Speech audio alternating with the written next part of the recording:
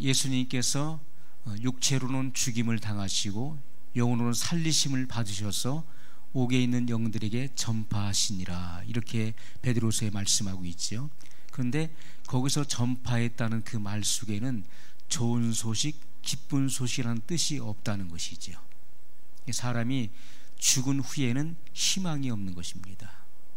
죽어서 이미 결정 나게 되면은 음부에 들어간 영혼들에게는 희망이 없는 거예요.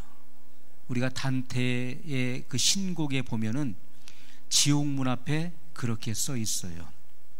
이곳에 들어가는 자들은 모든 희망을 버릴지어다, 그런 내용이 써 있다고 그러죠. 이곳에 들어가는 자는 모든 희망을 버리라. 우리가 지옥에 들어가는 그 길은요, 최소한 수만 가지에서 수십만 가지에 이를 것입니다. 지옥의 문은 활짝 열려 있어요. 그래서 지옥으로 이끄는 문들은 수없이 많지만은, 그러나 우리가 지옥에 한번 들어가게 되면은 거기서 나올 수 있는 문은 단 하나도 없다는 거예요. 모든 희망을 다 버려야 되는 거예요. 그곳은 희망이 하나도 없는 곳이에요. 우리가 이 땅에 살 동안에 기회가 있는 거예요. 기회. 이 땅에 살아있는 동안, 육신이 살아있는 동안에 기회가 주어지는 것인데, 그런데 그 기회는 우리가 죽을 때까지 주어지지는 않는다는 것이죠. 그래서 기회가 왔을 때 그 기회는 잡아야 되는 거예요. 그 프랑스 어느 박물관에, 유명한 박물관에 가면은 그런 그 동상이 하나 있는데, 그 동상의 이름이 기회의 동상이라고 그러죠. 기회의 동상. 그게 뭐냐면은 앞에는 머리카락이 이렇게 길어요. 머리가 이렇게, 그 한 사람의 그 남자의 형상인데 머리가 긴 사람이에요. 그래서 머리가 긴데 뒤를 돌아보니까 뒤에는 머리가 하나도 없어요. 기회가 왔을 때 잡아야지, 이 기회를 놓치면은 더 이상 기회는 오지 않는다는 그런 뜻이지요. 기회의 동상이라. 우리가 이 땅에 살아가는 동안에 기회가 왔을 때 그 기회는 잡아야 되는 거예요. 뭐 다음에도 또 기회가 있겠지 하는 사람은 그 기회가 다시 안 올 수도 있다는 거예요. 그래서 우리가 지옥에 들어가는 사람은 가장 불행한 사람이에요. 가장 불행하다. 이 땅에서 우리가 출세하고 부귀 영화를 누렸다 할지라도 그 영혼의 그 결말이 영원한 꺼지지 않는 불에 들어간다면은 그것은 이 땅에서의 부귀 영화가 아무런 의미가 없었다는 것이죠. 이 땅에서의 7, 80년 인생은 찰나에 불과한 것이고, 그것은 경각간에 지나간다고 말씀하고 있어요. 경각간은 순식간이에요. 눈 깜짝할 사이에 지나가 버리는 거예요. 그래서 인생을 가리켜서 마치 불티가 하늘로 나름 같은 이이다 라고 성경은 말씀하고 있죠. 우리가 모닥불 피워놓으면 그 불티가 나르잖아요. 우리 옛날에 그런 캠프파이어 같은 거 했었잖아요. 그러면 이렇게 모닥불을 펴놓으면요, 불씨가 막 날라요. 불씨가 반짝반짝반짝하다 없어져 버려요. 인생이 그와 같다는 것입니다. 불씨가 하늘로 나름 같은 이이다. 그래서 우리가 이 7, 80년의 이 짧은 인생을 우리가 어떻게 살아가느냐가 굉장히 중요한 거예요. 우리의 연한이, 우리의 연수가 70이요 강건하면 80일째라도 신속히 가니 우리가 날아가나이다. 시편 기자는 그렇게 고백했습니다. 그렇게 빠르게 지나가는 거예요. 젊은 사람들은 나는 앞으로 내가 지금까지 살아온 날보다 살아갈 날이 훨씬 더 많다라고 하지만은, 그러나 인생의 뒤안길을 돌아볼 때는 어떻습니까? 그 인생이 순식간에 지나온 거예요. 지금 연세가 60대, 70대 되신 분도 계십니다. 그러나 그 연수가 70년 인생을 살아왔어도요, 인생의 그 뒤안길을 돌아보면은 그것이 내가 언제 이렇게 70년을 살아왔지? 그것이 순간적으로 살아온 것 같은 거예요. 그렇지 않습니까? 인생은 그렇게 빠른 거예요. 우리 모두가 그렇습니다. 제가 그랬어요. 제가 학생 때요, 야, 내 나이가 24살이었으면 좋겠다 그래요. 24살. 24살이면 딱 좋겠다. 24살이 오기를 그렇게 기다렸어요.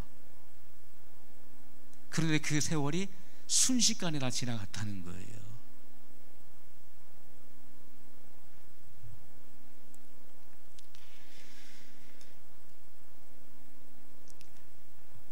오늘 우리는 나의 신앙이 하나님의 뜻에 합당하게 행하며 살고 있는가? 나의 신앙이 하나님의 뜻에 합당하게 행하며 살고 있는가? 우리 자신을 성찰해보고 점검해 봐야 돼요. 날마다 점검하는 것은 굉장히 중요합니다. 굉장히 중요하다고요. 마태복음 7장 21절에 나더러 주여 주여 하는 자마다 다 천국에 들어갈 것이 아니요 다만 하늘에 계신 내 아버지의 뜻대로 행하는 자라야 들어가리라. 예수님께서 직접 하신 말씀이에요. 천국에 누가 들어갑니까? 하늘에 계신, 보호자에 계신 내 아버지의 뜻대로 행하는 자라야 들어간다. 그러면 하나님 말씀에 실천이 없는 자는 들어갈 수 없다는 말씀이에요. 반드시 실천적 그 신앙을 가진 자들만이 천국에 들어갈 수 있다는 것을 분명히 말씀하셨습니다. 자, 그래서 우리가 실천이 없는 신앙은 구원에 이르지 못하는 거예요. 이 믿음의 결국은 곧 영혼의 구원이라. 우리가 끝까지 예수님을 믿은 결과가 뭡니까? 그건 영혼의 구원을 얻는 것인데, 거기서 말하는 이 믿음이라고 하는 것은, 믿음은 비동사라는 것이죠. 비동사가 뭡니까? 있다, 존재한다는 거예요. 살아있다. 그건 역동적인 것을 의미하는 것입니다. 진짜 믿음이 있는 사람은요, 그 믿음은 보여지는 것이고 나타나지는 것이라고 말씀을 했어요. 믿음은 추상적인 것이 아니에요. 믿음은 눈에 보이지 않는 어떤 추상적인 개념이 아니에요. 믿음이 있고 없고는 드러나는 거예요. 예수님도 적은 믿음을 말씀하셨고 큰 믿음을 말씀하셨어요. 어찌하여 의심하느냐? 믿음이 적은 자들아. 의심하는 믿음을 적은 믿음이라고 주님 말씀하셨어요. 백부장의 믿음을 하나님께서 큰 믿음이라고 말씀했어요. 이스라엘의 온 동네를 다녀봤어도 이만한 믿음은 만나보지 못했도다. 내 믿음이 크도다. 그렇게 말씀했어요. 그의 이런 말과 그의 그 행동을 통해서 그 믿음의 실체가 드러났다는 것이죠. 내 하인이 지금 병들어 죽게 되었나이다. 애인 여기에 그런 사상이죠. 자기의 그 종, 과거의 종은 정말 하찮은 존재예요. 그런데 그 종을 위해서, 그 종을 살리기 위해서 예수님 앞에 달려와서 그 앞에 무릎을 꿇고 간청하는 거예요. 내 종이 병들어 죽게 되었는데 와서 고쳐주시옵소서 라고 했을 때 예수님께서 내가 가서 고쳐주리라. 그때 백부장이 뭐라고 합니까? 주여, 주님이 저희 집에 들어오심을 저는 감당치 못하겠나이다. 그러니 말씀으로만 하시옵소서. 제 수하에도 종이 있는데 이대로 오라 하면 오고 가라 하면 가나이다. 그러니 말씀만 하시옵소서. 말씀만 하면 내 하인이 낫겠나이다. 예수님이 그 믿음을 보신 거예요. 그 믿음. 그 말씀의 이 능력을 알았던 것이죠. 예수님께서 가라, 내 믿음이 저를 구원했다. 주님의 말씀은요, 이와 같이 능력이 있는 거예요. 이 언어의 능력. 우리는 이 언어가 우리의 환경을 바꾸고 우리의 상황을 바꿀 수 있고 우리의 모든 삶을 바꿀 수 있다는 거예요. 사람이 이 언어를 어떻게 사용하냐는 것은 굉장히 중요한 것입니다. 하나님의 말씀이 내 안에 들어와서 나를 바꾸는 역사가 있는 것이고요, 또 내가 입술로 선포해 줌으로써, 하나님 말씀을 선포함으로써 바뀌어지는 거예요. 내 마음이 바뀌고 그리고 내 삶이 바뀌는 역사가 일어나게 되는 것입니다. 흐르지 않는 물, 솟아나지 않는 물은요, 썩게 돼 있는 거예요. 고여 있는 물은, 정체되어 있는 물은 반드시 썩게 돼 있어요. 반드시 흘러야 되는 것입니다. 반드시 흘러야 돼. 또는 계속해서 솟아나야 돼요. 그래야 그 물이 부패하지 않는 것입니다. 정체되어 있는 신앙은 반드시 부패하게 되어 있어요. 여러분들이 안주하는 신앙은 부패하게 되어 있어요. 반드시 계속해서 발전하고 성장하고 성숙해 가야 되는 거예요. 자전거를 아무리 잘 타는 사람도 계속해서 페달을 굴르지 않으면 넘어지게 돼 있는 거예요. 난 자전거 선수야, 나를 당할 사람은 없어. 그런데 페달을 구르지 않고 있어 보세요. 그 사람은 언젠간 넘어지게 돼 있는 거예요. 아무리 힘들어도 페달을 계속해서 밟아야 되는 거예요. 그래야 우리가 전진할 수가 있는 것입니다. 어려움이 몰려오고요, 저항의 세력들이 계속해서 나로 하여금 전진하지 못하도록 막는 그런 세력들이 온다 할지라도 우리는 계속해서 전진해 나가야 된다는 거예요.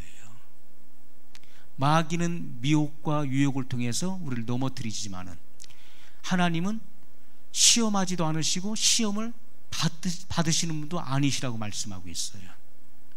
하나님이 우리에게 하시는 시험은 테스트라고 했습니다. 테스트. 그래서 우리의 믿음을 업그레이드 시키신다고요. 성장시키는 거예요. 그러니까 아브라함의 믿음을 성장시켰던 것처럼 그가 하루아침에 그 독자 이삭을 바치는 믿음이 된 것이 아니었지요. 그의 믿음을 여러 차례에 걸쳐서 시험하시고 단련하시고, 그래서 그 믿음을 성장시킨 거예요. 하나님께서 그 독자 이삭을 바치라고 했을 때 뭐라 하겠습니까? 그 아브라함의 심리를 하나님께서 보시는 거예요. 내 아들, 내 사랑하는 아들 독자 이삭, 그 세 단어를 쓰시는 거예요. 100세의 자식을 낳았으니까 눈에 넣어도 아프지 않잖아요. 내 사랑하는 아들이에요. 사랑하는 아들, 내 사랑하는 아들 독자, 하나밖에 없는 아들이죠. 그 이름 이삭. 그를 내가 지시한 땅에 가서 번제로 바치라고 그러는, 번제. 그게 사람이 할 짓이 아니죠. 그건 이방 신들에게, 이방인들이 음란하게 행했던 그런 일들이었어요. 과거에 그 몰렉 신에게 그 이방인들이 어떻게 제사 드렸잖아요. 자기의 그 살아있는 자식을요 불로 태워서 드렸다고요, 몰렉 신에게. 그런데 하나님께서 아브라함에게 독자 이삭을 바치는데 번제로 바치라는 거예요. 번제 어떻게 합니까? 목을 따가지고요, 목을 따서 배를 갈라요. 피를 밖에서 받아가지고 그 피를 제단 뿔과 그리고 제단 주변에 뿌리는 거예요. 그리고 각을 떠요. 여기 창자와 내장 같은 다 끄집어냅니다. 간이고 쓸개고 다 끄집어내고요. 그리고 살은 살대로 다 바르고 뼈는 뼈대로 다 구분해내는 거예요. 그리고 재도 남김없이 다 태워드리는 것이 번제라고요. 그렇게 하나님께서 그렇게 짐승을 드린 것처럼 내 사랑하는 아들 독자 이삭을 그렇게 바치라는 거예요. 그때 아브라함이 어떻게 합니까? 자기 아내와 의논하지 않는 거예요. 의논했으면 못하게 하죠.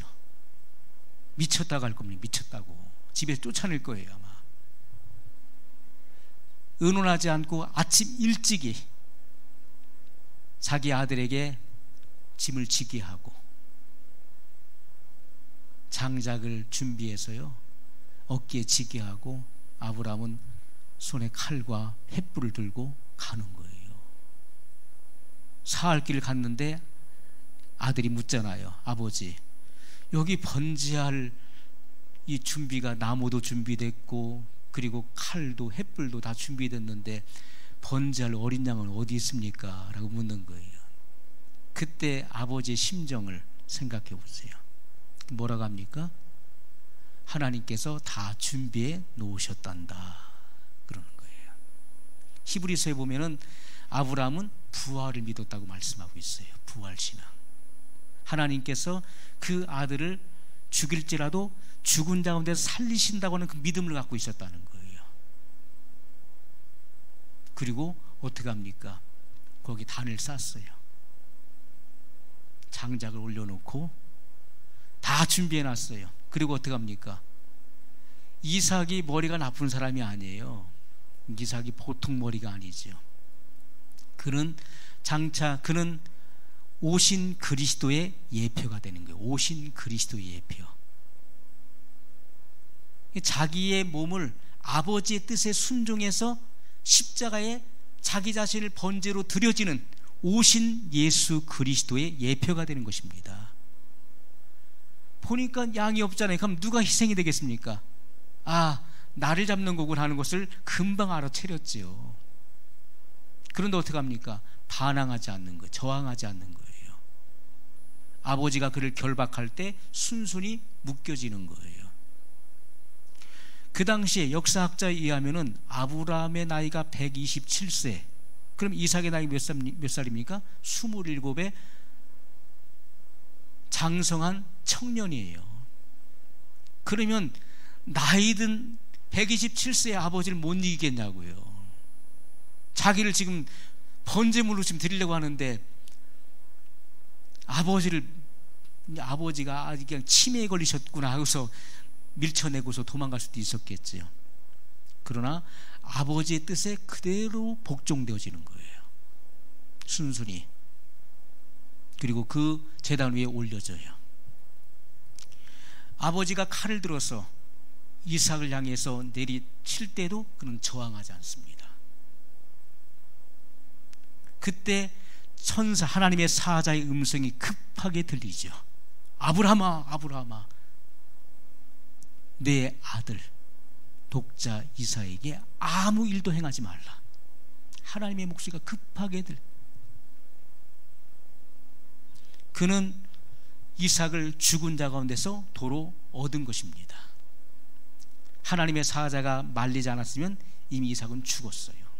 물론 하나님은 죽은 자 가운데 살리시는 분이시지만은 하나님께서 그에게 뭐라고 하십니까? 내가 이제야 내가 나를 사랑하는 줄을 알았노라. 합격이에요. 합격. 두말할 것도 없는 거예요. 오늘날 우리들은 자식이 우상이 돼 있잖아요. 아니라고 할지 몰라도 그렇습니다. 자식이 우상이에요. 그런데 아브라함은 그렇게 하나님의 그 시험, 그 테스트에 합격된 자예요. 내가 이제야 내가 나를 경외하는 줄을, 사랑하는 줄을 내가 알았다. 내가 내 믿음을 확인했다. 믿음은 드러나는 거예요. 그 믿음의 실체는요, 우리가 살다 보면은 어려운 역경을 만나고 문제를 만났을 때 그 믿음이 확인되어지는 거예요. 반드시 드러나게 되어 있는 것입니다. 실천이 없는 믿음은 구원에 이르지 못해요. 반드시 실천적인 믿음이어야 우리가 천국에 들어갈 수 있다는 것입니다. 한 번 닫힌 구원의 문은 다시 열려지지 않는 거예요. 열처녀 비유에서 그것은 뭘 말합니까? 휴거 사건 이후에 되어지는 일들을 말하는 거예요. 슬기로운 다섯 처녀는 신랑이로다 맞으러 나오라. 밤중에 소리가 있을 때 슬기로운 다섯 처녀는 등과 함께 기름에 불을 밝혀서 신랑을 맞으러 나갔어요. 그러나 미련한 다섯 처녀는 기름이 떨어졌기 때문에 기름을 구하러 갔습니다. 와서 보니까 이미 문은 닫혔어요. 그래서 그들이 뭐라고 합니까? 주여 주여 우리에게 열어주소서. 기회를 달라는 것이죠. 그러나 한 번 닫힌 문은 열려지지 않는 거예요. 이것은 구원에 대해서 말씀하고 있는 것이 아니죠. 거기서는 휴거 사건을 말씀하고 있는 거예요. 우리의 구원도 마찬가지예요. 우리가 죽은 후에 결정되어지면 거기서는 돌이킬 수 없는 거예요. 자, 그 거지 나사로가 헌데를 앓다 죽어서 아버지 아브라함의 품에 갔어요. 아브라함의 품에 안겼어요. 그리고 부자도 얼마 안 있어 죽었어요. 그는 음부에 내려갔습니다. 거기서 불꽃 가운데, 꺼지지 않는 불꽃 가운데서 심히 고통하게 되었어요. 그런데 멀리 아버지 아브라함의 품에 안겨있는 나사로를 보게 되었어요. 그리고 아브라함에게 이야기합니다. 아버지 아브라함이여, 내가 이 불꽃 가운데서 심히 고통하고 있습니다. 심히 고민하고 있습니다. 그러면 자, 음부의 두 영역이 있습니다. 구약에서는 아브라함의 품도 음부로 얘기하고 있는 거예요. 그러나 그 음부지만은 즐거움의 영역이죠. 아브라함의 품. 그러나 고통을 받는 음부의 영역이 있는 거예요. 근데 서로 볼 수 있다는 것이죠. 볼 수 있어요. 그러나 왕래할 수 없는 거예요. 그리고 누군지를 알아봤어요. 그리고 음부는 이 생각이, 지각이 생생히 살아있는 곳이에요. 그리고 우리가 실제로 이 육체가 겪는 것 같은 고통을 똑같이 느끼는 거예요. 내가 이 불꽃 가운데서 심히 고민하나이다. 슬피 울며 이를 가는 곳이 그런 지옥이에요. 거기서 뭘 기다리는 것입니까? 백보자 심판을 기다리는 장소예요. 음부는 백보자 심판 때까지 거기에 감금되어 있는 거예요. 그러다가 어떻게 합니까? 백보자 심판 때 죽은 자들이 물론대소하고 다 부활해서 살아나서 백보자 심판대 앞에 서게 되는 거예요. 그리고 다른 책에 기록된 대로 그들의 행위대로 불과 유황이 타는 못에 던져지게 되는 거예요. 그러니까 이 음부에 있는 것도 너무나 고통스러운데 백보자 심판은 더 지엄한 거기서 판결을 받는 거예요. 판결. 하나님 말씀에 의해서 법의 판결을 받고 영원히 꺼지지 않는 유황불못에 들어가게 된다고요. 거기는 더 극심한 고통이에요. 그 사람이 음부의 자리를 펼지라도 하나님은 거기서 찾아내시는 거예요. 내가 갈멜산 꼭대기 숨을지라도 내가 거기서 너를 찾아낼 것이다. 내가 바다 깊은 곳에 들어갈지라도 내가 거기서 너를 끌어올릴 것이다. 하나님은 안 계시는 곳이 없는 거예요. 하나님은 다 보고 계시는 거예요. 그런 하나님이십니다. 전능하신 하나님이시죠. 그래서 우리가 이 음부와 고통하는 음부와 그리고 아브라함의 품은 서로 볼 수 있게끔 되어 있다는 거예요. 내가 이 불꽃 가운데 심히 고민하나이다. 나사로를 보내어서 그 손가락 끝에 물 한 방울 찍어 이곳에 와서 내 혀를 서늘하게 해주세요. 물론 그 한 방울의 그 물은 바로 생명의 생수, 복음을 의미하는 것이죠. 복음. 예. 말씀이 살리는 거예요. 말씀이 영혼을 구원하는 거잖아요. 그러나 그 한 방울의 생수를 주지 않는 거예요. 왜? 죽은 후에는 가망성이 없기 때문에 그렇습니다. 구원을 받을 수가 없는 거예요. 그리고 뭐라고 합니까? 너는 너 살아있을 동안에 좋은 것을 다 받았다. 그리고 너와 우리 사이에는 큰 구렁이 끼어 있어서 서로 왕래할 수 없다는 거예요. 그러니까 부자가 뭐라고 합니까? 지금 이 땅에는, 이 지구 땅에는 내 형제 5이 있는데 그들이 지금 믿지 않는다는 거예요. 이 지각이 다 살아있는 거예요. 그들이 아직 안 죽어서 여기 오지 않았다는 거죠. 그걸 다 알고 있는 거예요. 누가 여기 음부에 왔는지 안 왔는지 다 알고 있어요. 이렇게 이 지각 영의 세계이기 때문에, 영적 세계이기 때문에 다 이게 살아있는 겁니다. 그러니 나사로를 보내어서 그들에게 증거하여 이곳에, 이 고통받는 곳에 오지 않게 해달라고 말을 하죠. 그랬더니 아브라함이 뭐라고 합니까? 거기에는 선지자들이 있지 않느냐. 그들의 말을 들을지니라. 그들의 말을 듣지 않는 자는 죽었다 살아난 사람이 가서 전할지라도 듣지 않는다는 거예요. 우리가 그렇습니다. 죽었다 살아난 사람이 가서 증거한다고 해서 그들이 믿음을 갖는 게 아니라는 거예요. 하나님 말씀을 증거하는 주의 종들이 있습니다. 그 말을 듣지 않는 사람들은 아무리 별 기사와 이적을 보여줘도 믿지 못하는 거예요. 우리가 기사와 이적을 봤다고 해서 믿음이 생기는 것이 아니잖아요. 그것은 다 하나님 말씀의 세계로 들어가게 하기 위한 정지 작업이에요. 말씀이 나를 새롭게 하는 것이고 말씀이 나를 변화시키는 거예요. 우리가 말씀을 드려야 되는 거예요. 말씀. 기적을 추구하는 사람은요 그때뿐이에요. 그래서 말씀을 우리가 추구해야 되는 것이고 그 말씀을 쫓아가야 되는 거예요. 내 양은 내 음성을 듣나니 나는 저희를 알고 저희는 나를 알고 나를 따른다.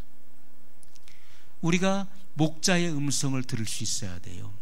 주님의 그 말씀을 우리가 따라서 가는 거예요. 우리가 우리의 이 영혼의 문제이기 때문에 굉장히 중요한 거예요. 영혼의 문제. 잘못 선택하게 되면은 영벌에 처하게 되는 거예요. 그래서 우리가 옛날에 그랬잖아요. 가전제품 구하는 것도 순간의 선택이 10년을 좌우한다고 그랬어요. 우리의 이 선택이 우리의 영혼을 좌우한다고요. 하나님 말씀을 분별하는 것, 그것은 하나님의 은혜로 되어지는 것입니다. 우리가 실천적인 신앙은 예수님의 생명에 의해서 내가 사라져야 되는 거예요. 말씀이 내게 들어오면은 그 말씀 안에 뭐가 있습니까? 생명이 있어요. 그래서 그 생명에 의해서 내가 사라지는 거예요. 그 생명에 의해서. 마귀에게 절대로 틈을 줘서는 안 됩니다. 마귀는 그 틈을 노리는 거예요.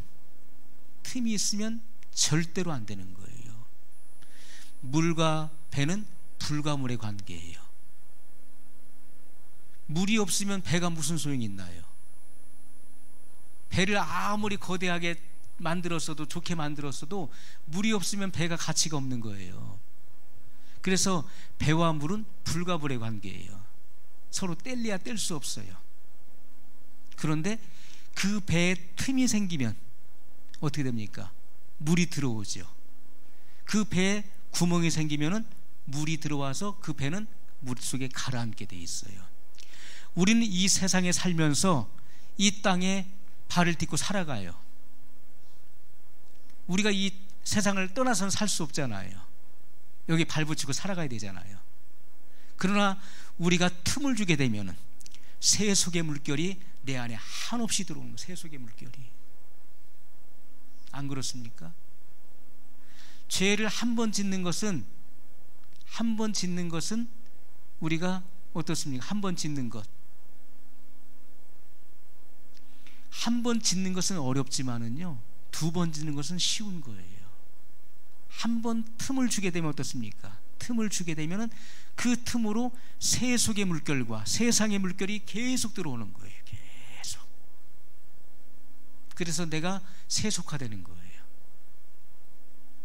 세상이 나를 지배해버리게 된다고요. 죄에 대해서 한 번 틈을 주면 어떻습니까? 한 번 틈을 주기는 어려운 거지만은 한 번 틈을 주고 나면은 그 다음에는 자꾸 주게 되는 거예요. 그래서 그 죄가 그 틈으로 계속 밀려 들어오는 것입니다. 그래서 죄가 만연해지는 거예요. 한 번이 굉장히 중요하다는 것이죠. 한 번. 그 한 번의 결단을 우리가 어떻게 하느냐가 굉장히 중요하다는 것입니다. 그래 우리가 성경은 다 거의 대부분이 ING로 돼 있어요. 현재 진행형이에요. 우리의 믿음은 계속해서 진행돼 가야 돼요. 계속 전진하고 또 전진하고 계속 전진. 아무리 힘들어도 쉬어서는 안 돼요. 아무리 힘들어도 매일같이 우리는 전진해 가야 된다고요. 전진해야 돼. 아, 오늘은 페달을 구르자. 나 힘들어, 페달을 멈춰야 되겠다. 안 돼요. 신앙은 계속해서 전진해 가야 돼요. 절대로 등을 보여서는 안 되는 거예요. 로마 군대가 세상에서 가장 강력한 군대로 이름이 났었어요. 과거에 로마 군대가. 왜 가장 강한 군대냐? 그걸 테스트했다고 그래요. 각 나라의 군대들이 딱 모여가지고요, 자, 전진 앞으로 가 하니까 척척척척 가잖아요. 군대가 열 맞춰가고 우와 열을 맞춰 척척척 가는데 어떻게 하냐면은 저 벼랑으로 가는, 벼랑 그 낭떠러지가 있는데 그 오르막길 가는 거예요. 계속 가는 거예요. 계속 앞으로 가 아니 계속 가는 거예요. 어떻게 합니까? 밑에가 벼랑이에요. 그러니까 멈춰 서는 거예요. 다 멈춰 서는 거예요. 그런데 로마 군대는 전진 앞으로 가 하니까 가는 거예요. 멈추라는 말을 하지 않으니까 계속 가는 거예요. 어떻게 됩니까? 떨어져 죽는 거예요. 계속. 그리고 계속 가는 거예요. 그래서 가장 강한 군대라는 거예요. 가장 강한 군대. 전진 앞으로 가 하니까 죽는 줄 알면서도 가는 거예요. 그 군대를 당할 군대가 어디 있겠습니까? 자기 생명을 아끼지 않고 그냥 그 명령에 복종되어지는 그런 군대인데 누가 당할 수 있겠습니까? 그래서 가장 강한 군대로 알려졌다는 것이죠. 로마가 세계를 지배할 때 어떻게 해서 지배를 하게 됩니까? 그들은요, 겉에 뭘 붙였습니까? 흉배를 붙였죠. 흉배. 사도 바울이 옥에 갇혔을 때 자기를 지키고 있는 그 군사들의 그 모습을 보면서 이 하나님의 전신갑주를 입으라 했던 거예요. 구원의 투구, 의의 흉배, 그 진리의 허리띠, 제 띠죠. 그 진리의 허리띠, 평안의 복음으로 예비한 신, 구원의 방패, 그리고 성령의 검, 하나님의 말씀을 가지라 그랬어요. 자, 이 로마 그 군사를 보면서 그 글을 썼을 것이라고 생각이 되어집니다.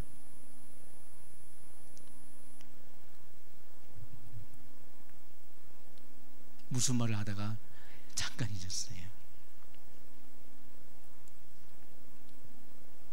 예, 로마의 그 군사들이요, 이 가슴을 보호하는 흉배를 붙인다. 흉배를 붙이는데요, 저게 화전이 이 심장을 뚫지 못하도록 흉배를 붙였어요. 그런데 뒤에는 가죽끈으로 이렇게 X 이렇게 묶어놓은 거예요. 로마의 군대는요, 무조건 전진이에요. 전진하라, 전진하는 거예요. 그런데 겁을 집어먹고서 등을 돌려서 도망치면 어떻게 됩니까? 이 등에 화살이 꽂혀 죽게 되는 거예요. 뒤에는 이 보호막이 없는 거예요. 가죽끈으로 이렇게 묶어놨어요. 이렇게 지그재그로. 우리의 신앙은 계속해서 하루하루 매일같이 전진해 가야 돼요. 그래서 성장의 성장을 거듭하고 성숙의 성숙을 거듭해 가야 돼요. 그러지 않으면 안 됩니다. 우리 베드로전서 2장 9절 말씀 찾아보겠습니다. 베드로전서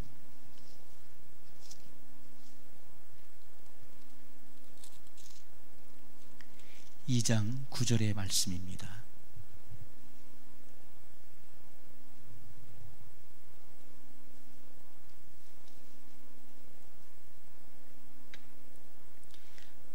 같이 읽겠습니다. 오직 너희는 택하신 족속이요 왕같은 제사장들이요 거룩한 나라요 그의 소유된 백성이니 이는 너희를 어두운 데서 불러내어 그의 기이한 빛에 들어가게 하신 자의 아름다운 덕을 선전하게 하려 하심이라. 아멘. 오직 너희는 택하신 족속이요. 우리가 만세전에 하나님 앞에 택함을 받았다는 것은 굉장히 중요한 거예요. 하나님 나를 선택하셨다는 거. 왕같은 제사장들이요. 왕과 제사장이 있다는 것이죠. 왕과 제사장을 말씀하고 있는 거예요. 왕은 뭡니까? 지배자, 통치자를 말하는 거예요. 그들이 하나님의 자녀들입니다. 왕과 제사장의 직분을 말씀하셨는데 우리는 왕들이 되어야 돼요. 우리가 천국은 연합 집정체예요. 수많은 왕들이 있다고요. 수많은 왕들. 면류관을 쓰고 통치하는 자들이 있습니다. 고울의 권세를 맡은 자들. 그런데 그 왕들 가운데 왕이 누굽니까? 예수 그리스도예요. 그래서 예수님은 만왕의 왕이시라는 거예요. 수많은 이 땅에서의 왕이 아니에요. 예수님은 바로 하나님의 나라에서 수많은 왕들 가운데 면류관을 쓰고 통치하는 왕들이 있는데 그 왕들 중에 왕이라는 거예요. 만왕의 왕이요 만주의 주시라고 말씀을 하고 있는 것입니다. 이게 연합 집정체로 그 체제가 운영되어지는 것이고, 천국을 움직이는 그 에너지는 바로 사랑의 에너지예요. 천국을 밝히는 그 빛은 바로 보호자에서 하나님 자신이 그 빛이 되시는 것입니다. 이 천국의 그 에너지로 모든 사람을 통치하고 다스린다는 거예요. 이게 사랑의 사람들이, 사랑의 실체가 된 사람들이 영원한 천국에서 왕노릇하게 되는 것입니다. 그것이 하나님의 나라예요. 그래서 우리는 이 왕은 바로 통치자, 지배자를 말하는 것이죠. 하나님께서 이 우주를 창조하시고 이 우주의 중심은 지구입니다. 이 지구보다도 크고 거대하고 많은 별들이 있을지라도, 수를 헤아릴 수 없는 별들이 있을지라도 이 우주의 중심은 지구예요. 이 지구 때문에 존재하고 있는 거예요. 이 지구 안에 누가 있습니까? 하나님의 사람들이 있는 거예요. 그들을 위해서 이 지구와 우주가 존재하게 되는 것이죠. 하나님께서 아담을 창조하시고 그리고 에덴 동산을 창설하신 후에 그 안으로 들여보내셨어요. 시간이 없는 하나님의 영의 세계로 들여놓으셨던 것이죠. 아담에게 하신 말씀이 무엇입니까? 아담에게 정복하고 다스리라 하고 말씀했어요. 이것은요 바로 왕권을 의미하는 왕권. 그런데 아담이 가지고 있었던 그 통치의 권세는요 어디입니까? 아담이 가지고 있었던 그 통치의 권세는 어느 정도였을까요? 그것은요 우주를 지배하는 것입니다. 우주. 그게 성경에 있습니까? 있지요. 아담이 정복하고 다스리는 것은 이 우주의 지배자라는 거예요. 우주. 그런데 마귀에게 합법적으로 그 권세를 뺏겨버린 것이죠. 자, 그런데 이 마지막 시대의 이 지배권이 우리에게 와야 되는 거예요. 그것은 그리스도의 형상이 회복되어야 되는 것입니다. 그리스도의 형상이 우리 안에서 회복되어져야 돼요. 그것을 가리켜서 새로운 피조물이라고 말씀하고 있는 것입니다. 새로운 피조물. 하나님의 자녀들이 바로 이 왕권을 얻게 되는 거예요. 자, 우리가 여호수아가 무슨 일을 했습니까? 여호수아가 태양을 멈추게 했어요. 자, 전쟁 가운데 태양을 머무르게 해서 그 태양이 멈춰 섰어요. 밤이 오질 않았습니다. 자, 태양이 멈췄다는 건 뭘 의미하죠? 우리는 마치 지구가 가만히 있고 태양이 이렇게 움직이는 것처럼 느껴져요. 왜냐하면 해가 떠가지고 지잖아요. 해가 동에서 떠서 서쪽으로 이렇게 기울어지잖아요. 그리고 달이 뜨잖아요. 그런데 사실은 이 지구가 자전과 공전을 하는 것이죠. 달도 자전과 공전을 하는 것입니다. 그런데 그렇다면은 이 태양을 멈췄다는 것은 뭐예요? 지구의 자전과 공전을 멈추게 했다는 것이고, 달의 자전과 공전을 멈추게 한 사건을 말하는 것입니다. 이것은 하나님께서 이 우주의 질서를 말씀하신 거예요. 이 우주의 모든 질서는요 생성과 불멸의 법칙 속에서 이루어지는 것이고, 하나님께서 이미 만물을 창조하실 때 그 명령된 이치 속에서 모든 만물은 질서 정연하게 움직여지는 거예요. 그런데 그 믿음의 언어를 통해서 태양아 머무르라 했을 때 그 태양이 멈췄다는 것은 지구의 자전과 공전이 멈췄다는 것이죠. 달도 멈췄어요. 그 위대한 사건이 성경에 나오고 있는 거예요. 그렇다면 아담이 가지고 있었던 그 권세도요, 우주를 지배하는 권세였다는 것이죠. 또 모세가 어떤 일을 행했습니까?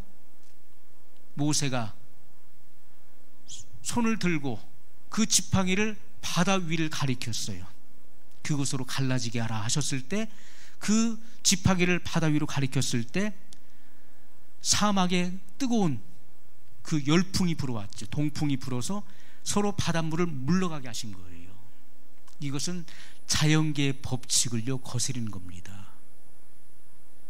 물은 반드시 합쳐지는 것인데 물이 서로 물러간다는 것은요 있을 수가 없는 것이죠. 그러나 하나님의 명령에 의해서 모세는 이 자연계를 다스리는 그런 위대한 일을 행했던 것이죠. 최초의 아담이 갖고 있었던 이런 권세는요, 이런 권세입니다. 자연계의 모든 것을 통치하고 다스리는 거예요. 공중에 나는 새를 다스리고 바다 속에 있는 생물을 다스리는 것이고, 땅에 기는 모든 생물, 동물을 다스리는 권세를 가지고 있었어요. 우리는 생각하죠. 아니, 아담이 무엇이간 저 바다 깊은 곳에 있는 어떤 물고기를 어떻게 다스려? 하늘 나는 새를 어떻게 자기가 다스려?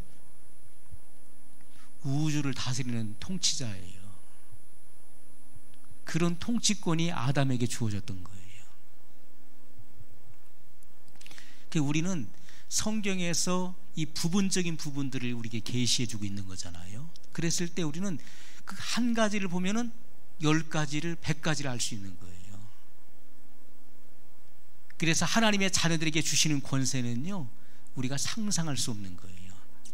그래서 우리 안에 천국이 이루어진 사람, 생명의 성령의 법은 바로 성령님께서 우리 안에 오셔서, 예수님께서 그의 영으로, 보혜사 성령으로 내 안에 오셔서 나를 살고 계시고 내 안에서 행하실, 예수님께서 공생애 동안에 하셨던 그와 같은 사역을 행하실 것에 대한 예시였던 것입니다. 그것을 약속하셨던 거예요.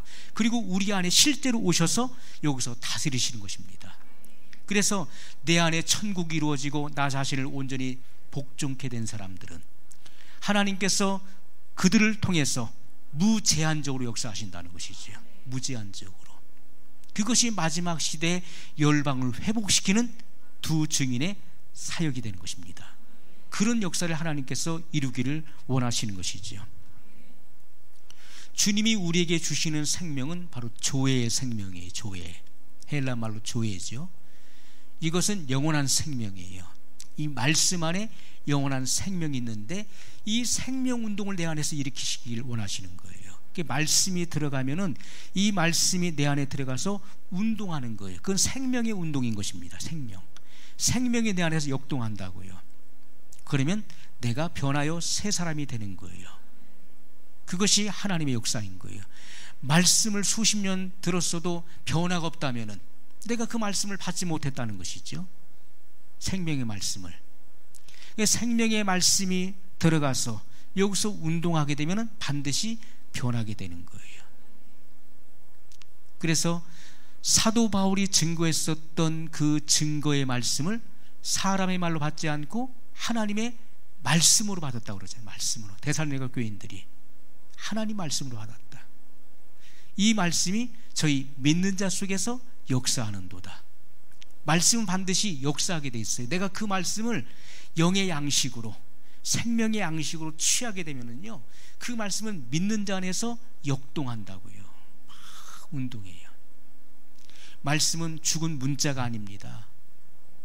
구약에는 그 율법의 말씀을 돌비에 새겨줬지만은, 그러나 새 언약의 시대에는 육의 신비에 새긴다고 말씀했잖아요. 우리의 마음판에 그의 영으로 새겨주시는 거예요. 그래서 이 말씀이 내 안에 새겨진 사람은 어떻습니까? 내 몸 안에서 체득되어지는 거예요. 나도 모르게 하나님 말씀에 복종되고 굴복되어지는 역사가 그대로 일어나는 거예요. 내 삶 속에서 순종되어진다고요. 그런 사람을 주님이 쓰시는 거예요. 그렇지 않으면요, 쓸 수가 없는 거예요.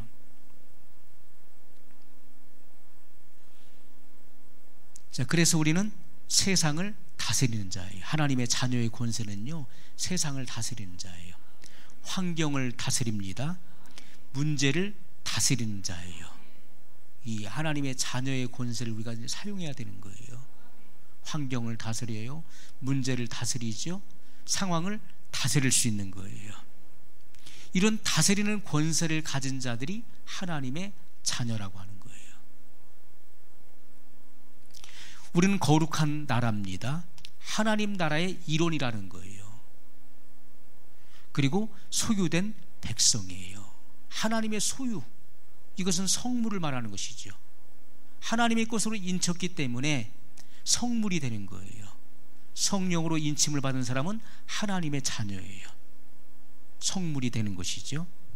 그건 하나님의 것이기 때문에 원수 마귀가 손댈 수가 없는 거예요. 왜냐하면 하나님께 도장을 찍었기 때문에.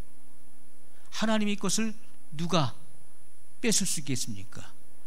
그리스도의 사랑에서 누가 우리를 끊으리요? 환난이나 기근이나 적신이나 위험이나 칼이랴, 그 어떤 것도 그리스도의 사랑에서 끊을 수가 없느니라, 그렇게 말했어요. 그 어떤 것도 끊을 수 없다는 거예요. 하나님은 그 사랑의 줄로 나를 묶으셨어요. 이 그리스도의 사랑이에요.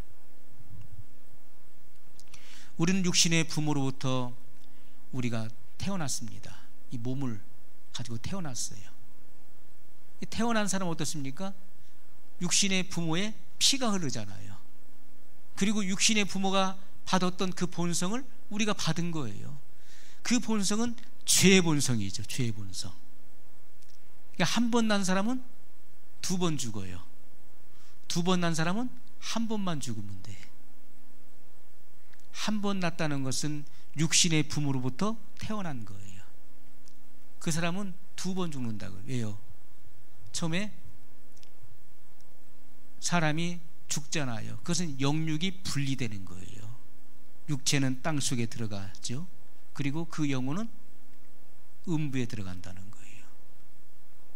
그리고 나중에 백보자 심판을 통해서 영원한 사망에 처해진다는 거예요. 그것을 가리켜서 파멸이라고, 파멸, 영원한 죽음, 둘째 사망이라고 하는 거예요.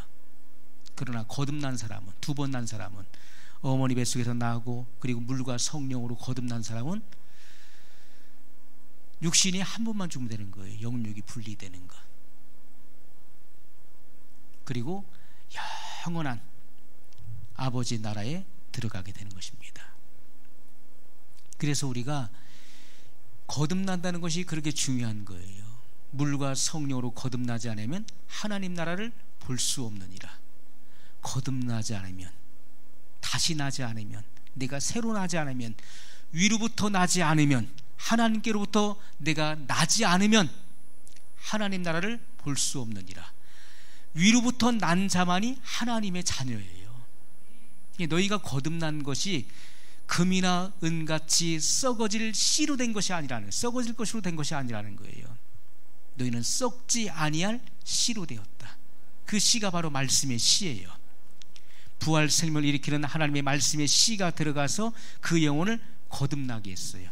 하나님의 자녀로 탄생시켰다는 거예요. 그것은 바로 영의 재창조를 의미하는 것입니다. 영의 재창조예요. 천지창조보다 더 위대한 사건은 영을 재창조한 거예요. 이 허물과 죄로 죽었던 너희를 살리셨도다. 그래서 영이 새롭게 창조된 사건을 말하는 거예요. 그 위대한 사건. 그래서 본성의 변화가 일어난 거예요. 본성의 변화. 우리가 거듭나기 전에는 옛 본성이 있는 거예요. 옛 본성. 그러나 거듭나게 되면 새로운 본성을 얻게 된다는 것이죠. 자, 우리가 그 사명자와 사명자가 아닌 것을 제가 말씀해 드릴게요. 자, 사명자는요, 우리가 꼭 뭐 신학을 해서 주의 종이 돼야만 사명자가 아니에요. 평신도 중에서도 사명자가 있는 것이죠. 그런데 우리가 다 이제 사명자가 돼야 돼요. 다 전교인의 사명자화. 제가 이거 구상한 거 아니에요. 전교인의 사명자화가 된다. 우리가 어제는 중요한 게 아니에요. 지금이 중요한 거예요. 지금 전교인의 사명자화가 되는 것은 굉장히 중요한데요. 자, 우리가 사명자는요, 시킨 일 이상의 일을 하는 자예요. 사명자가 아닌 사람은 시킨 일만 하는 자예요. 구분이 되시나요? 자, 우리는요, 우리의 사역은 항상 그 연속 선상에 있다는 거예요. 그걸 기억해야 돼요. 항상 내 여기 있다가 내 삶으로 들어갔어요. 돌아갔어도 항상 그것은 연속 선상에 놓여 있는 거예요. 자, 간호사가 있어요. 직업이 간호사예요. 간호사가 아침에 출근을 해요. 출근해서 업무를 보잖아요. 아픈 사람들 돌봐주고 주사 놔주고 체열하고 그런 일들을 계속 하는 거예요. 하는데 이제 퇴근 시간이 됐어요. 딱 퇴근해서 집에 갔어요. 집에 가서 직장에서 있었던 일을 다 잊어버리는 거예요. 그리고 내 가정일에 충실하는 거예요. 집에서 빨래도 해야 되고 밥도 지어야 되고 자녀들 돌봐야 되고 그런 일을 하는 거예요. 그리고 아침이 되면은 직장을 또 생각하는 것이죠. 아, 출근 시간, 직장 가야지. 직장에 와요. 또 같은 일을 또 합니다. 그리고 퇴근 시간이 됐어요.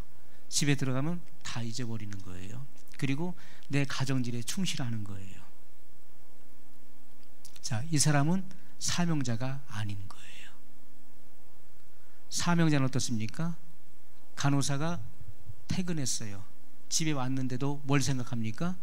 직장의 일을 생각하는 거예요. 아, 그 환자 어떻게 됐을까? 그 사람이 열이 굉장히 높았었는데 그 업무를 생각하는 거예요. 그리고 확인해 보는 거예요. 그 환자 어떻게 됐어요? 지금 괜찮은가요? 이 사람은요, 사명자예요.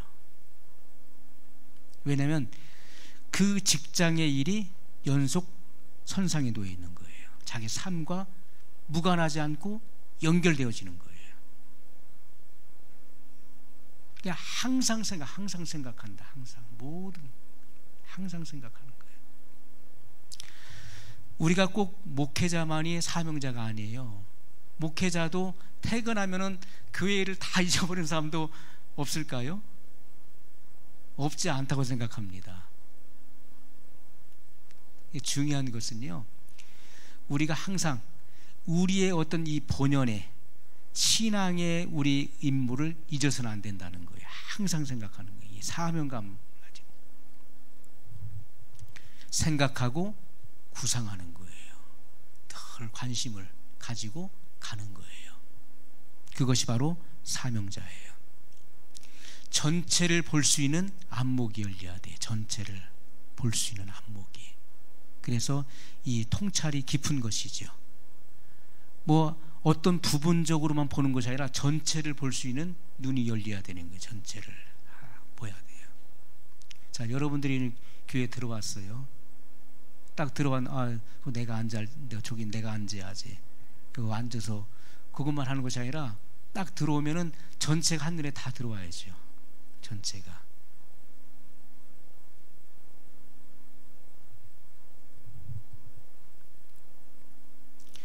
자, 그래서 우리가 그 종이라는 말이 있잖아요. 종.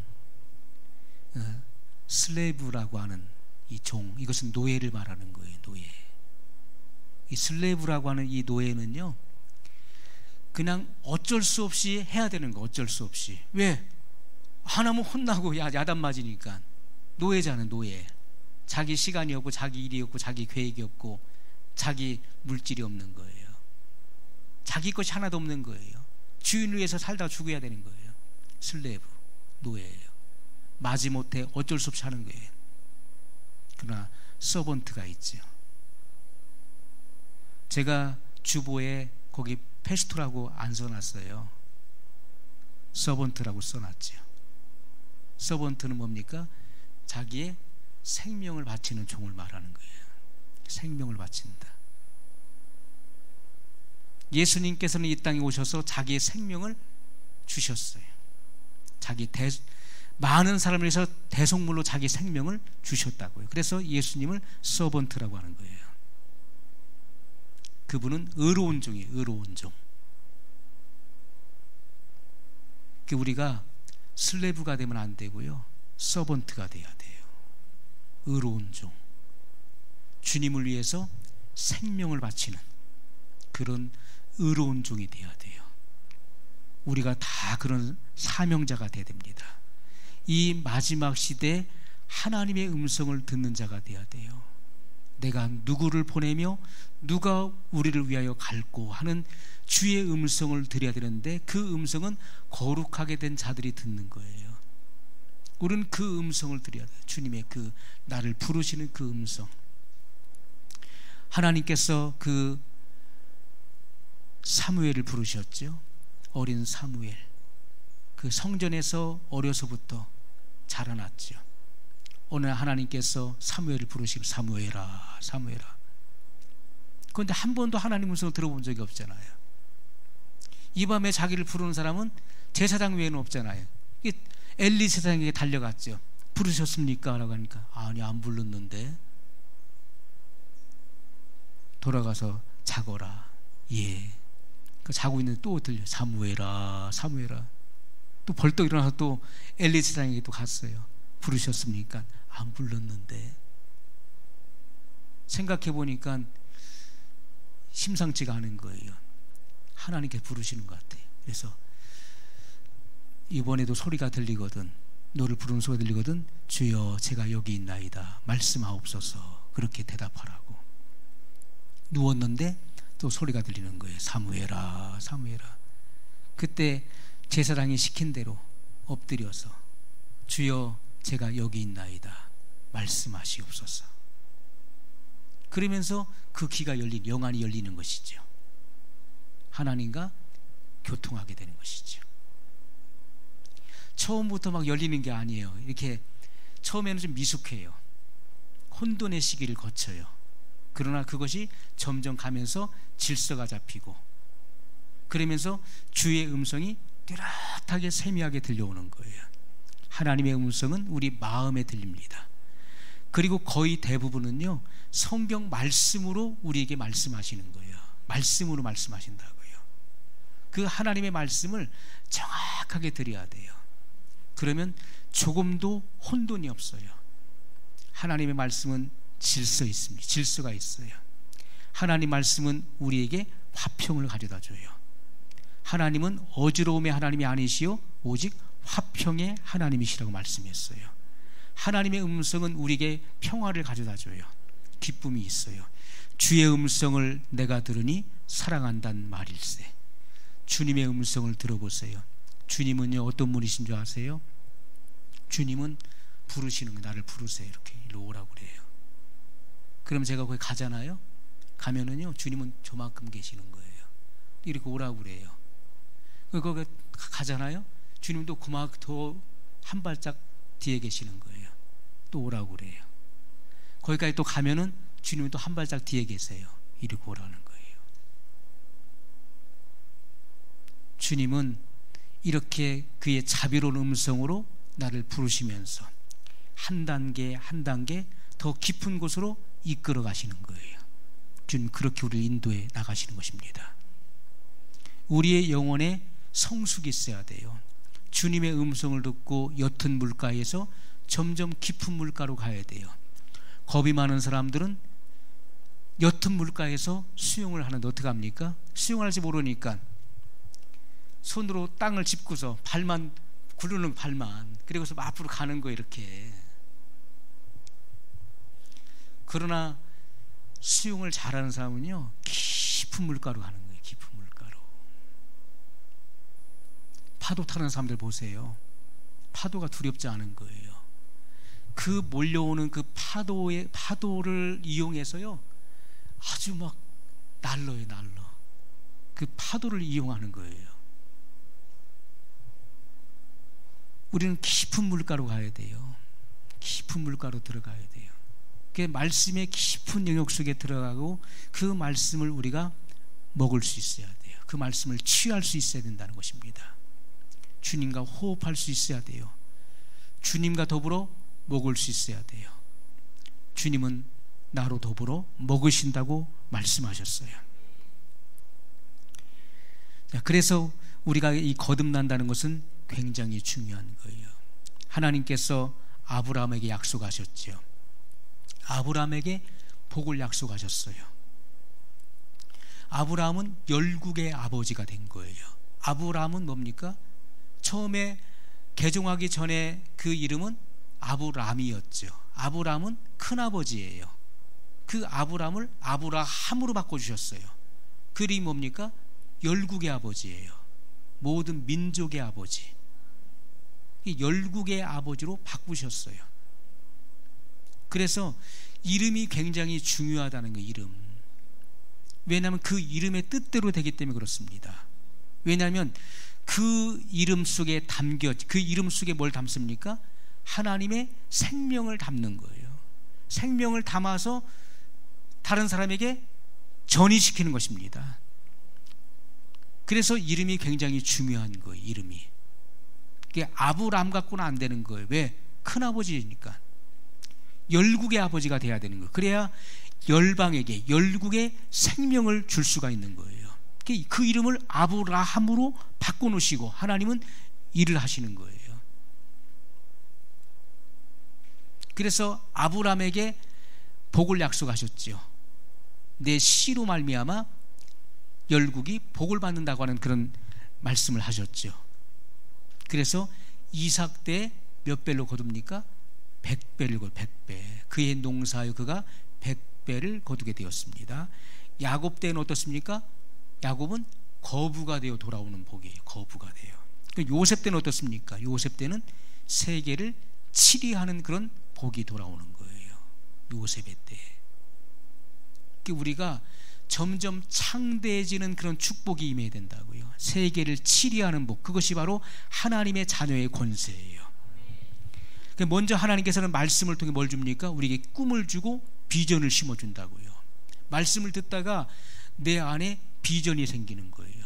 내 안에 꿈이 생기는 거예요. 이 꿈은 자다가 꾸는 꿈을 말하는 게 아니에요.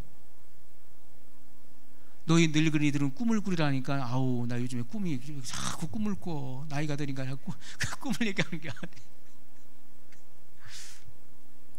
우리가 이상을 보는 것이고요. 이상을 보고 그리고 장차 되어질 비전을 보는 겁니다. 하나님의 계획을 보는 눈이 열리는 거예요.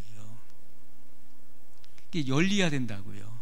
말씀을 듣다가 꿈이 열리고 비전이 열리는 거예요. 그리고 예언하게 되는 것입니다. 하나님 말씀을 증거하게 된다는 것이죠. 그런 일들이 우리 안에서 이루어져야 되는데 그것이 바로 생명의 운동으로 이루어지는 거예요. 말씀이 들어가서 그 말씀은 생명의 씨기 때문에 거기서 잉태하는 거예요. 그래서 우리의 눈을 열어줍니다. 길을 열어주고 그래서 비전을 보고 하나님의 계획과 이상을 보게 되고 그리고 그 일들을 추구해 나가게 되는 것이죠. 하나님 그렇게 역사하신다는 것이죠. 자, 우리가 거듭난다고 해서 우리 과거의 삶이 없어지나요? 어떻습니까? 거듭나고 나서 내 과거가 딱 없어졌나요? 과거는 그대로 있는 거예요. 왜냐하면 과거는 역사적 사실이잖아요. 내 삶 속에 내가 해왔던 일이 과거예요. 그건 역사이기 때문에 없어지지 않는 거예요. 자, 거듭났다고 해서 내 모습이 바뀌었나요? 안 바뀌었어요. 내가 갑자기 키가 커진 것도 아니에요. 똑같이 있어요. 키도 좀 컸으면 좋겠는데 제가 그랬어요. 내가 옛날에는 키가 2m70이었어. 그러니까 진짜 그래 네가 속썩여서 내가 키가 줄었어. 그렇게 얘기했는데 우스갯소리로 그렇게 했는데요, 우리가 거듭난다고 해서 우리 어떤 형태가 바뀌는 게 아니에요. 똑같아요. 가족 관계가 바뀌나요? 똑같아요. 우리 옛날 부모님 그대로 계시는 것이고 우리 형제들 그대로 있어요. 환경이 바뀌었나요? 안 바뀌는 거예요. 그런 것은 그대로 다 있는 거예요. 그럼 뭐가 바뀌었습니까? 바뀐 것이 많은 거예요. 내 본성이 바뀌어버린 거예요. 엄청난 변화 역사가 내 안에서 일어났어요. 자, 우리가 표면적인 것은 그대로 있는데 내면 속에서 많은 변화가 일어나는데 무슨 일이 일어났습니까? 하나님의 자녀의 신분을 얻게 된 거예요. 과거에는 마귀의 자식이었죠. 그런데 하나님의 자녀의 신분을 얻게 됐어요. 그리고 하나님의 의가 됐어요. 하나님의 의. 그리고 새로운 피조물이 되었죠. 새로운 피조물은 옛날의 영이 아니라는 거예요. 옛날의 영은 허물과지로 죽었잖아요. 하나님과 교통할 수가 없는 거예요. 그 영이 죽었기 때문에. 영은 하나님과 교통할 수 있는, 교제할 수 있는 것을 말하는 거예요. 그래서 나의 실제는 뭡니까? 나의 실제는 이 육이 아니라 영이에요. 겉사람이 있은즉 신령한 속사람도 있느니라. 그럼 나의 본연의 모습은 내 영이 되는 거예요. 영. 육체가 죄를 지으니까 그 영이 죽어버린 거예요. 하나님과 교통할 수가 없는 거예요. 그럼 짐승과 다를 바가 뭐가 있습니까? 사람이 짐승과 다를 바가 뭐가 있냐고요. 그 영이 죽어서 하나님을 알 수도 없고 찾지도 않고 하나님을 전혀 알 수도 없는, 그런 교통할 수 없는 존재가 되어버렸는데 짐승과 특별히 다를 바가 뭐가 있냐고요.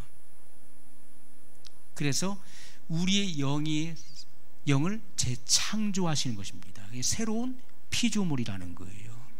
이전 것은 지나갔으니 보라 새 것이 되었도다. 영의 재창조를 말하는 거예요. 그러니까 새로운 본성을 받게 되는 것입니다. 새로운 본성. 사망에서 생명으로 옮겨졌어요. 흑암의 권세에서 그의 사랑의 아들의 나라로 옮겨졌어요. 이런 변화들이 내 안에서 이루어졌다고요. 그런데 우리가 거듭났다고 해서 과거를 생각할 수 없게 되는 게 아니죠. 우리는 과거를 추억하게 돼요. 옛날에 있었던 일들, 좋은 일이든 나쁜 일이든 우리는 생각하게 돼요. 억울한 일도 생각하게 되고 상처받은 거 생각하게 되고 옛날에 손해봤던 거 생각하게 되고 하잖아요. 자, 우리가 만약에 과거를 부정하면요, 미친 사람이에요. 자기가 분명히 그렇게 해놓고서 거듭났다고 해서 난 과거 그런 일을 한 적 없어 그러면은 그 미친 사람 취급을 받는 것이죠. 그것은 역사적 사실이기 때문에 그건 다 있었던 일이에요. 그러나 우리의 내면에 놀라운 일들이 일어났어요. 그 마귀는 어떻게 합니까? 마귀는 과거를 가지고 자꾸 역사하는 거예요.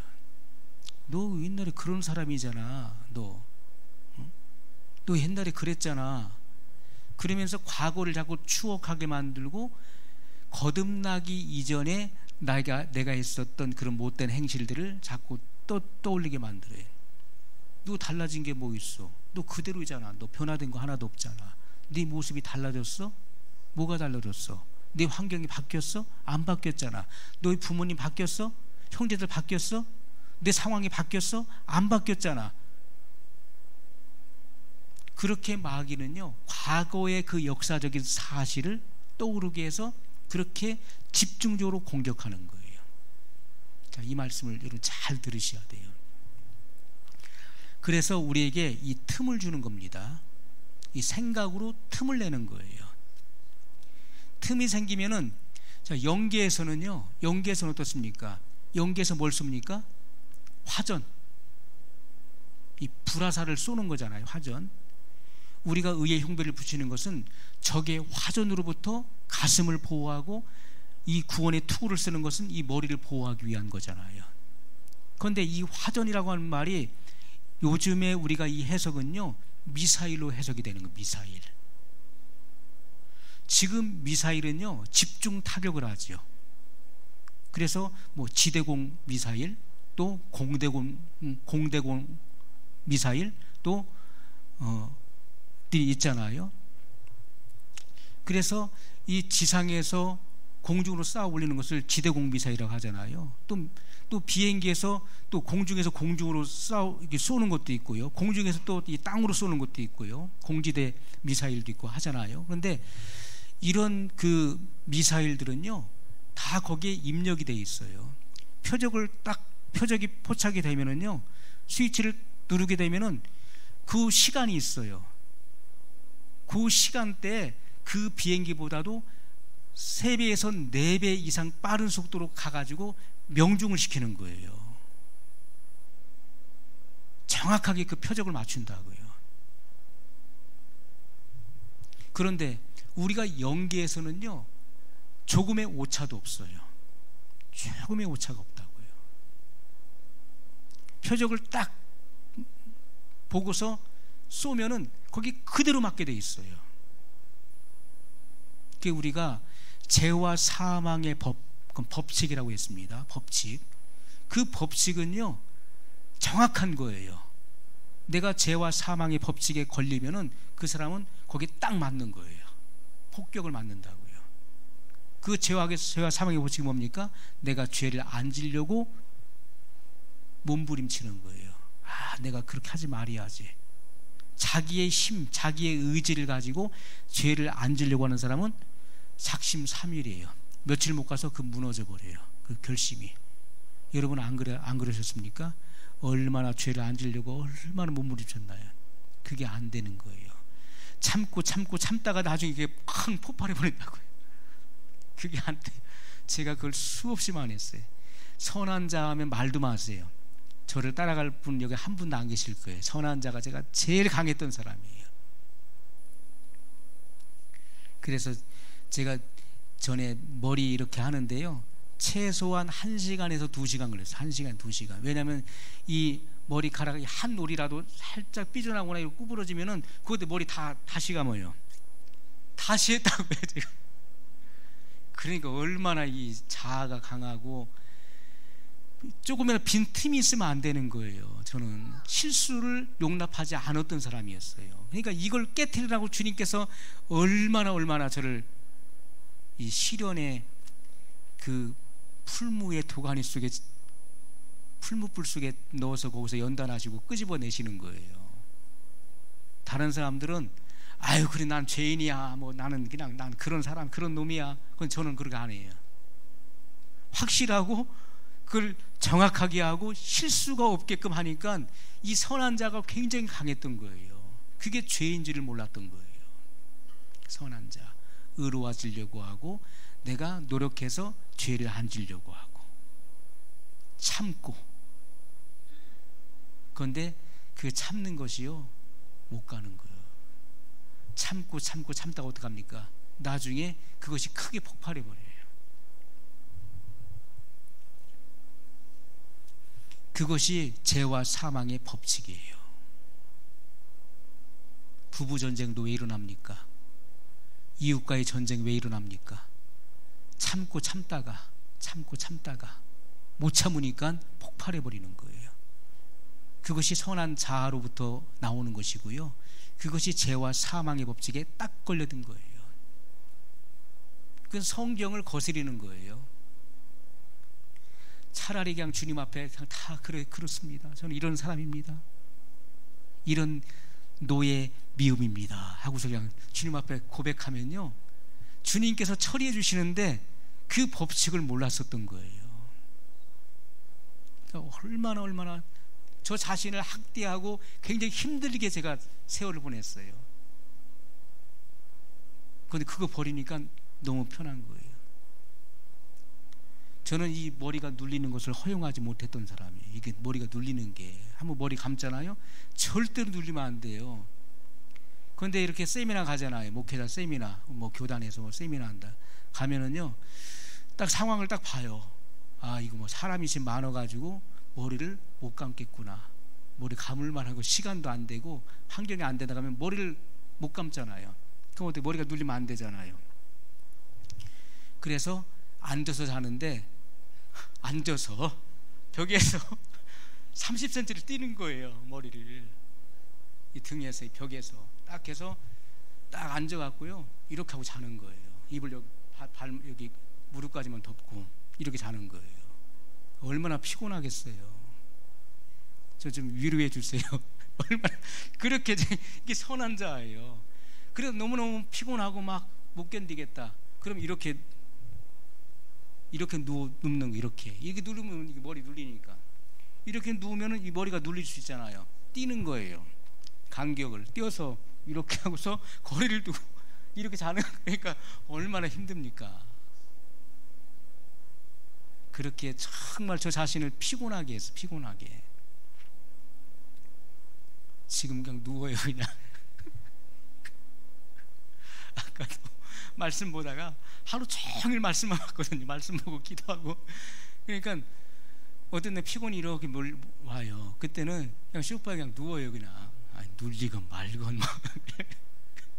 너무 자유한 거예요. 그러니까 진짜 그럴 걸.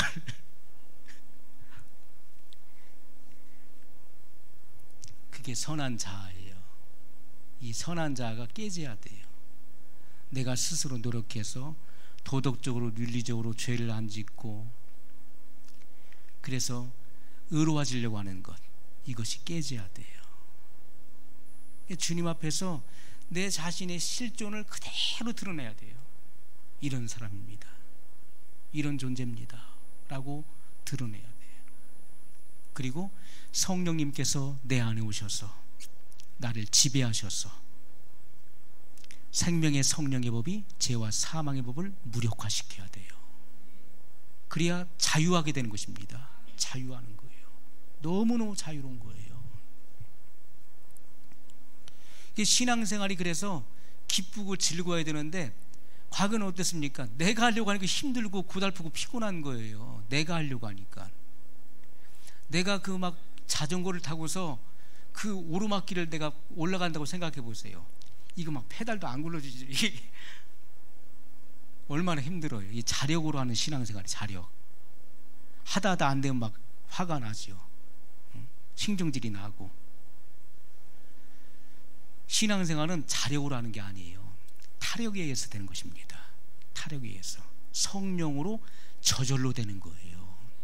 그래서 신앙생활이 쉬워야 되는 것이지 어려우면 안 되는 거예요. 아, 난 신앙생활 너무 어렵다 하는 것은요, 내가 하니까 어려운 거예요. 성령님께서 내 안에서 해주셔 보세요. 내 안에서 나로 역사해 보세요. 그러면 힘든 게 하나도 없는 거예요. 그래서 힘들다는 것은 내가 하니까 힘든 것이고, 주님이 나로 하시는 것은 너무나 쉽다는 거예요. 우리가 이 방법, 이 법칙을 정확하게 알아야 돼요. 마귀는 끊임없이 이렇게 과거의 추억을 떠오르게 합니다. 이 생각을 통해서 참소하는 거예요. 그렇기 때문에 마음을 새롭게 해야 되는 것입니다. 마음을 새롭게 하라.